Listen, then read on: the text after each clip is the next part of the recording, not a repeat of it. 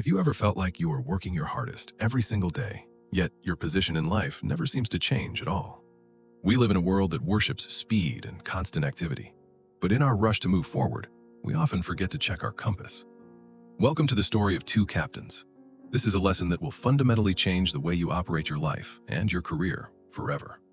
The first captain, Arthur, believed that the harder he worked, the faster he would escape the fog that trapped his ship in the middle of nowhere. He poured every ounce of his energy into the struggle, believing that movement was the same as progress, even though he could not see ahead. Like many of us, he was caught in the trap of busyness, where the noise of the world drowns out the quiet voice of true direction. His hands were bleeding from holding on too tight, yet he refused to let go or stop for even a single moment to catch his breath. In his mind, stopping meant failure. But in reality, his frantic efforts were only keeping him trapped within the same circle of heavy, blinding mist. He was running very fast, but he was running in the wrong direction, exhausting his soul for a destination that did not even exist anymore. Before we continue, ask yourself, are you rowing like Arthur? Or are you actually moving toward the shore you originally set out to find? On this same sea, there was another man. Two captains, two ships, but two very different choices on how to navigate the great unknown tonight. Arthur believed that speed was the only key to survival. He pushed his crew to their limits, demanding they work harder and faster every hour. To Arthur, time spent not moving was time wasted. He saw the fog as an enemy to be conquered through brute force and sheer willpower. Then there was Elias. On his ship, the sails were lowered and the deck was silent. He stood still, watching the world with patient, open eyes. While Arthur was burning energy trying to escape the fog, Elias was using that same time to understand the nature of the fog itself. He believed that direction was the lifeblood of the journey. Without knowing where north was, every ounce of speed was just a step closer to catastrophe. He searched for the constellations, the subtle shifts in the wind, and the rhythm of the tides that others were too busy to even notice. Elias understood a profound truth. In the middle of a storm or a thick mist, the most productive thing you can do is often to stop. Arthur's ship was a storm of activity, a whirlpool of wasted effort that produced nothing but exhaustion and fear for everyone on board his vessel. Elias waited.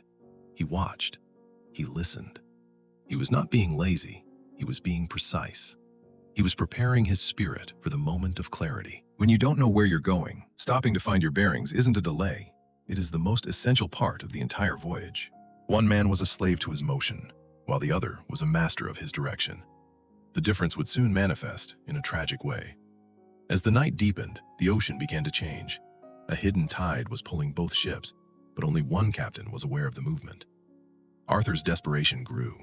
He felt the ship drifting and commanded his men to row even harder against an invisible force they could not see. Elias, however, saw the drift as a guide.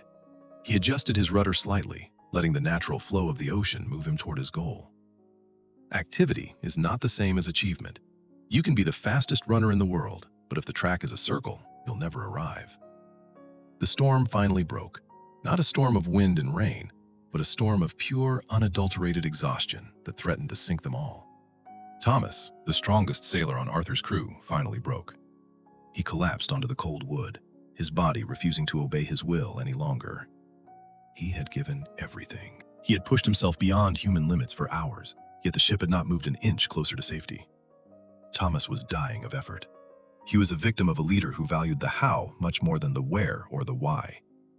Arthur realized, for the first time, that all his shouting and all his rowing had only led his best man to the brink of death. This is the tragedy of the blunt axe. Many of us are like this man, striking the tree with all our might but seeing no results. You might be working 12-hour days, skipping meals and losing sleep, but if your axe is blunt, you are simply wasting your life's energy. Hard work is a requirement for success, but it is not a guarantee of it. Without a sharp edge, hard work is just a slow suicide. We take pride in our exhaustion, wearing our busyness like a badge of honor, while our actual progress remains stagnant and invisible to the world. How many times have you felt like Thomas, or this woodsman, doing so much, yet achieving so little that it breaks your very heart? Arthur's ship was now a tomb of effort. They had no more strength to row, and they still had no idea where they were going. They were spinning in the center of a giant empty ocean. The speed they once had was now gone, replaced by a terrifying hollow silence. Arthur finally looked at the compass, but his eyes were too tired to read the numbers. He had waited too long to look for the truth. The fog is not the enemy. The lack of direction is the enemy. It is the silent killer of dreams and the thief of human potential. Without direction, speed is just a faster way to hit the rocks. It is a dangerous illusion that makes us feel safe while we're dying. But the story does not end in the dark, because somewhere across the water, another captain was ready to show us a better way to live. Morning always comes for those who wait with a purpose. The light was about to reveal the secret that Elias had known all along. When the tide turned and the wind shifted, Elias didn't have to scream. He simply raised his sails and let the world do the work. His ship moved with a speed that Arthur could only dream of, yet his crew was rested, calm, and standing tall on the sunny deck. Elias wasn't lucky. He was prepared. He had spent his idle time sharpening his understanding, mending his sails, and studying the hidden paths of water. Think of the farmer who spends an hour sharpening his axe. Some might say he is wasting time, but he is actually saving it. When he finally strikes the tree, it falls in 3 hits. The man who didn't sharpen his axe is still striking, exhausted, and further behind. Efficiency is doing things right. Effectiveness is doing the right things. Elias chose to be effective first, and the efficiency followed naturally after that. As Elias's ship glided past Arthur's, there was no judgment in his eyes, only a profound, silent understanding of the struggle the other faced. He offered a hand, a way out of the fog. He shared the map he had drawn while the others were busy fighting the invisible waves. This was the moment of enlightenment. Arthur realized that stopping to think was not a sign of weakness, but the ultimate source of true power. Do not confuse activity with result. Stopping to sharpen your axe isn't a waste. It is the preparation for a massive, unstoppable explosion of progress. 1 mile in the right direction is worth more than 1,000 miles in the wrong one. Where are you actually heading today, my friend? The fog will always come back, but once you have a compass and a sharp axe, you will never be truly lost or powerless again. Success is not about how fast you run. It is about how well you lead your own life toward the things that truly matter to you. So how do we stop running in circles? How do we become like Elias? Here are 3 simple steps to change your course right now. Step 1 is the pause. You must give yourself permission to stop. Spend 15 minutes every single morning in absolute silence, away from all your screens. In that silence, the fog of your mind begins to clear. You stop reacting to the world and start observing where you are actually standing right now. Step 2 is the compass. Ask yourself, does this specific task bring me closer to my long-term vision, or am I just rowing for the sake of rowing?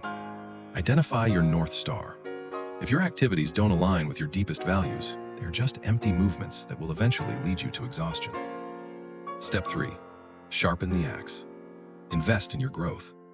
Learn the skills that make your work easier and more effective, rather than just working harder.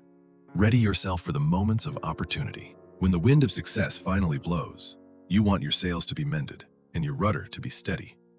Be willing to cut away the useless efforts. Stop doing the things that drain you without bringing you closer to the life you were meant to live. You are the captain of your soul. Do not let the habit of busyness steal your destination from you. You have the power to change direction. It is never too late to stop rowing in circles.